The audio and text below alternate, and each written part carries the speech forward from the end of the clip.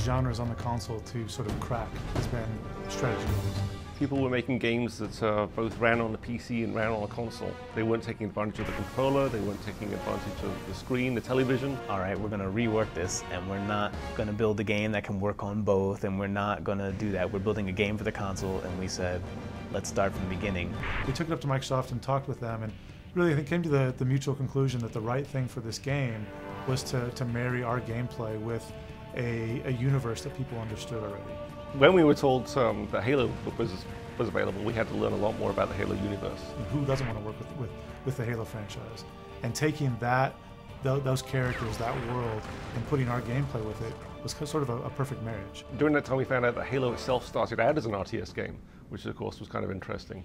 I want to feel in every game like I can invest myself in that world somehow.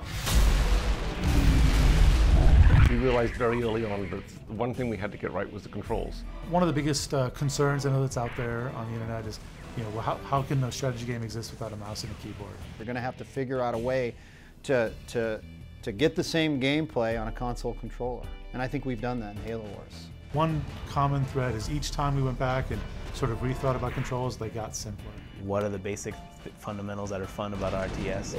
How do we have to control them?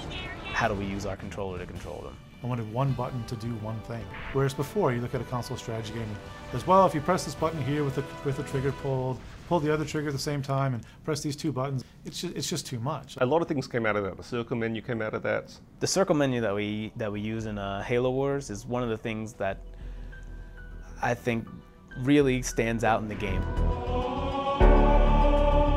It uses what we call the rule of 8. If you click on a building, you see the circle menu pop up, and there's 8 choices there that you can pick from. And being, the 12 o'clock versus the 3 o'clock, and the, sort of in between the 1 and 2, and all the way around. It was really simple to press A, push the left stick, and press A again. You could do things just as fast as you could on a PC. After you start to play, you'll realize that your thumbs just do the right thing. They kind of go where you would expect them to go. I think when you have the previous Halo games out there and you've got such a huge fan base of Halo fans anxious to see what you do next, it sets a huge bar for you to have to meet and their expectations and exceed their expectations. Patience is not infinite. We have to live up to the Halo franchise and the expectations people have.